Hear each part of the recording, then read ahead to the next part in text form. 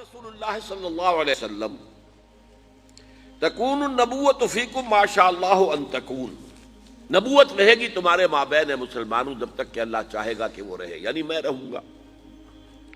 ثم یرفع اللہ اذا شاء یرفعها، پھر اللہ اسے اٹھا لے گا جب اللہ چاہے گا کہ اسے اٹھا لے، یعنی پھر میرا انتقال ہو جائے گا، نبوت ختم ہو جائے گی، اب تمہارے مابین نبوت کی برکات و سعادتیں نہیں رہے گی۔ ثم تکون خلافۃ علی منہاج النبوہ، میں نے واضح کیا تھا کہ حدیث کی اصطلاح اصل میں یہ ہے، خلافت علی منہاج النبوہ، خلافت راشدہ کی اصطلاح جو ہے وہ حدیث میں نہیں آئی ہے۔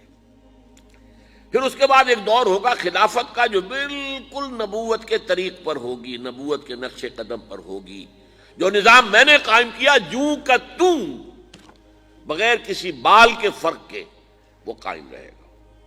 فَتَكُونُ مَا شَاءَ اللَّهُ أَن تَكُونَ، پھر وہ بھی رہے گا جب تک کہ اللہ چاہے گا کہ رہے۔ ثُمَّ يَرْفَعُ اللَّهُ إِذَا شَاءَ يَرْفَعَهَا، پھر اللہ اسے بھی اٹھا لے گا جب چاہے گا کہ اٹھا لے۔ ثُمَّ تَكُونُ مُلْكًا عَاضًّا، عَضَّ يَعُضُّ کہتے ہیں دانتوں سے کاٹنے کو، کاٹ کھانے والی شے، عَاضًا۔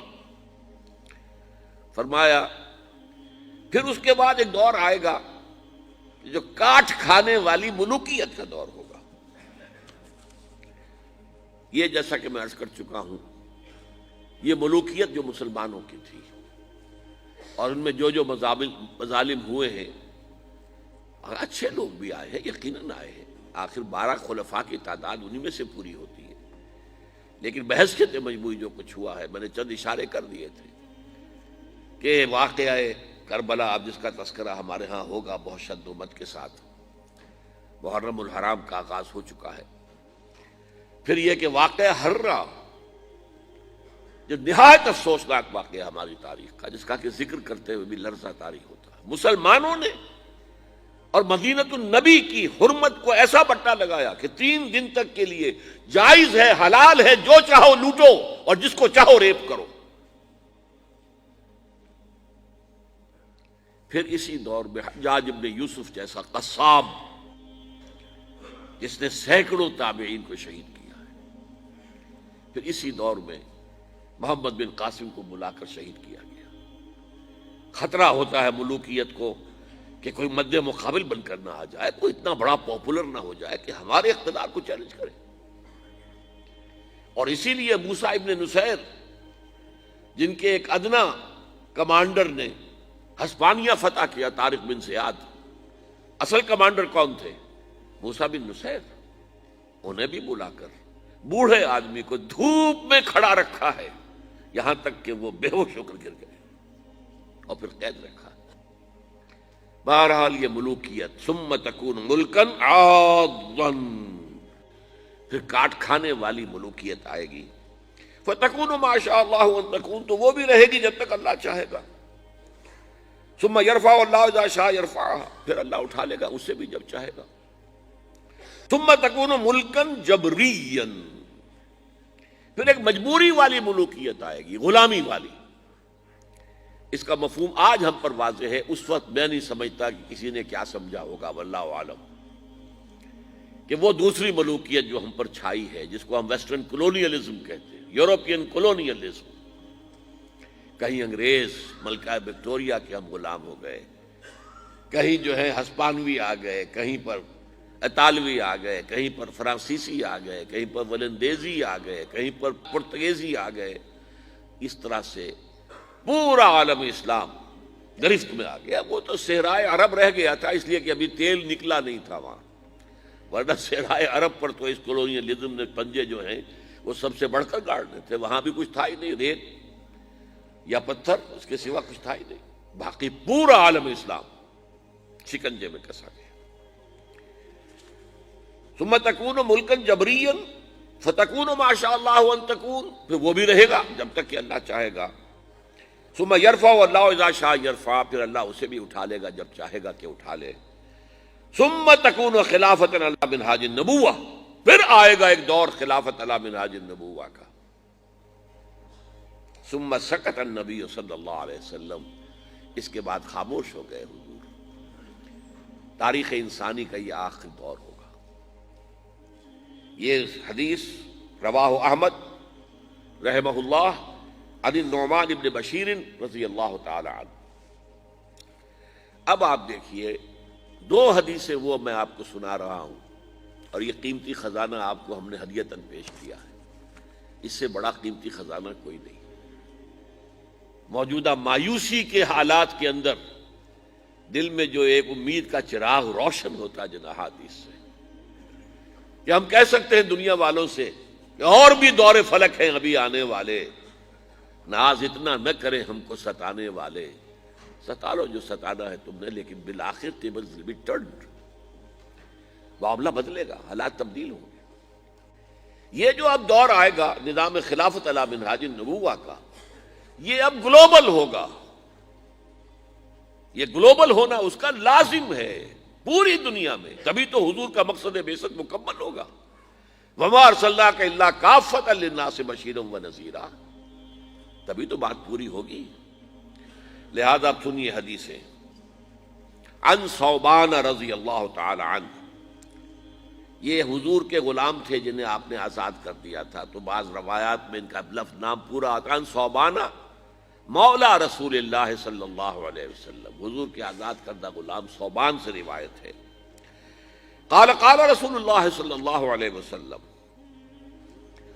انہوں نے بتایا کہ نبی اکرم صلی اللہ علیہ وسلم نے فرمایا، ان اللہ زوالی الارض، اللہ نے میرے لیے تمام زمین کو لپیٹ دیا یا سکیڑ دیا، فرأیت مشارقہا و مغاربہا، تو میں نے اس کے سارے مشرق دیکھ لیے، سارے مغرب دیکھ لیے۔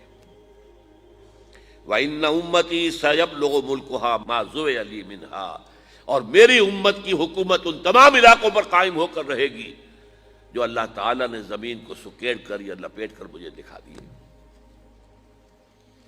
اس کے بعد بھی کوئی نا امیدی اور مایوسی کا معاملہ ہوگا؟ ٹھیک ہے، درمیان میں جو دور آنے ہیں، مکے والوں پر جو بیت رہی تھی صحابہ کرام پر، وہ بیتا، احد میں شہید جو ہوئے وہ ہوئے، بالآخر تو اسلام غالب ہوا، بالآخر تو حضور 10,000 قدوسیوں کے ہم رکاب مکے میں فاتح کی حیثیت سے داخل ہوئے کہ نہیں ہوئے؟ تو ابھی بہت کچھ ہونا ہے امت مسلمہ کے ساتھ۔ We deserve the punishment, divine punishment، لیکن اس کے بعد جو ہونا ہے وہ یہ ہے۔ اب یہ روایت بھی ہے، نوٹ کر لیجئے، رواہ مسلم، یہ گویا کہ صحیحین میں سے ایک، چوٹی کی دو کتابیں جو ہے حدیث کی ان میں سے ایک کے اندر ہے، یہ صحیح مسلم کے اندر ہے، جامع ترمذی کے اندر بھی ہے، سنن ابی داؤد کے اندر بھی ہے، سنن ابن ماجہ کے اندر بھی ہے، اور اس کے راوی میں آپ کو پہلے ہی بتا چکا ہوں، حضرت ثوبان ہے۔ دیکھیے یہاں اقبال جو ہے اس کے میں نے اشعار جو ہے لکھے ہیں ساتھ ہی، یہ وہ ترجمان القرآن، وہ اس امید کا، اس وقت کا، ایک جگہ تو بہت ہی خوبصورت انداز میں کہا ہے، جب گئے ہوئے تھے قرطبہ، اور قرطبہ میں جو مسجد ہے جامع قرطبہ، وہ ایک دریا کے کنارے پر ہے۔ جیسے کبھی یہ مسجد جو ہماری تھی بادشاہی مسجد، یہ دریائے راوی کے کنارے پر تھی، راوی اس کے ساتھ بہتا تھا۔ بڈھا راوی تو ہمارے اپنی جو ہے اس میں رہا ہے کہ اس راوی کو بڈھا راوی کہتے تھے، وہ گندا سا ایک نالا، وہ تھا اصل میں بیٹھ۔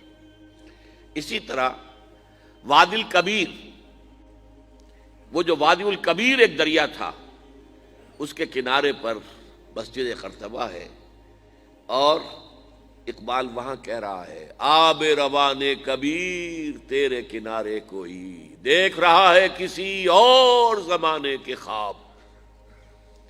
وہ ویژنری تھا، سیر تھا، دیکھ رہا تھا۔ گاہ میری نگاہ تیز چیر گئی دل وجود، گاہ الجھ کے رہ گئی میرے توہمات میں۔ نبی تو نہیں تھا نا، کبھی توہمات کا بھی غلبہ ہو جاتا تھا، کبھی اپنی عقلی الجھنیں بھی غالب آ جاتی تھی، لیکن کبھی وہ کیفیت بھی ہوتی تھی، گاہ میری نگاہ تیز چیر گئی دل وجود۔ اب دیکھیے وہ کیا کہہ رہا ہے، آسماں ہوگا سحر کے نور سے آئینہ پوش، اور ظلمت رات کی سیما پا ہو جائے گی، پھر دلوں کو یاد آ جائے گا پیغام سجود، پھر جبیں خاک حرم سے آشنا ہو جائے گی۔ آج انسان اکڑا کھڑا ہے، اللہ کے سامنے سربسجود ہونے کو تیار نہیں ہے، لیکن ایک وقت آئے گا پھر دلوں کو یاد آ جائے گا پیغام سجود، اور پھر جبھی خاک حرم سے آشنا ہو جائے گی، حرم کی مٹی پر جا کر، حرم کے فرش پر جا کر یہ جو میری پیشانی ہے لگے گی۔ انسانوں کی آنکھ جو کچھ دیکھتی ہے، لیکن یہ کون سی آنکھ ہے؟ یہ اندر کی آنکھ ہے، جس کو وہ خواب کہہ رہا ہے کہ آب روانے کبیر تیرے کنارے کوئی دیکھ رہا ہے کسی اور زمانے کے خواب۔ آنکھ جو کچھ دیکھتی ہے لب پہ آ سکتا نہیں، محو حیرت ہوں کہ دنیا کیا سے کیا ہو جائے گی۔ پھر خلافت علی منہاج النبوت اور عالمی سطح پر آخری شعر پڑھیے، شب گریزاں ہوگی آخر جلوہ خورشید سے، جیسے رات دوڑ جاتی ہے جب سورج طلوع ہوتا ہے، شب گریزاں ہوگی آخر جلوہ خورشید سے، یہ چمن معمور ہوگا نغمہ توحید سے، اور یہ پورا عالم، چمن عالم جو ہے یہ نغمہ توحید سے معمور ہو جائے گا، بھر جائے گا۔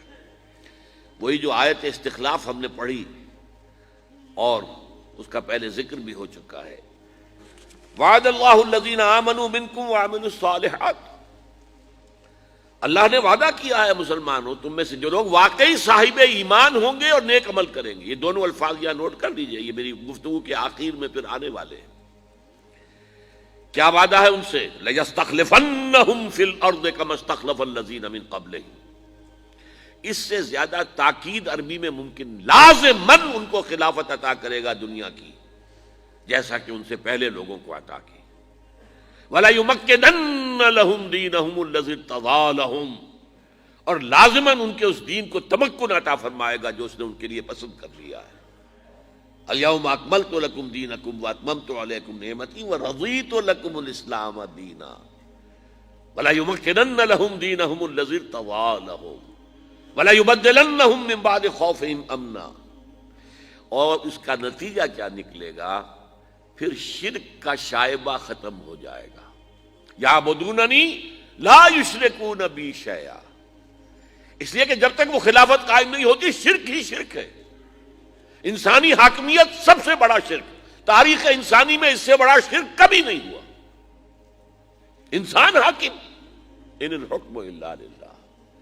پہلے کوئی ایک فرد دعویٰ کرتا تھا کہ میں خدا ہوں، آج پوری نوع انسانی اس کی مدعی ہے کہ ہم خدا ہیں۔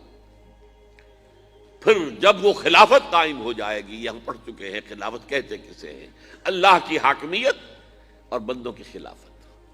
جب وہ ہوگا تو شرک کا قلع کما ہو جائے گا، پھر ان کی بندگی خالص بندگی ہوگی، پھر وہ ہماری عبادت کریں گے تو وہ خالص ہوگی، ورنہ کیا ہے مسجد میں ہماری عبادت کریں گے، باہر جا کر کسی اور کا حکم جو ہے مانیں گے، کسی اور کا جھنڈا اٹھائیں گے، زندہ باد کا نعرہ لگائیں گے، کسی ایسی عدالت میں جائیں گے جہاں اللہ کے حکم سے فیصلے نہیں ہوتے، کسی ایسی پارلیمنٹ میں جا کر بیٹھیں گے ڈٹ کر اور ترا چڑھا کر جہاں اللہ کا حکم نہیں نافذ کیا جاتا۔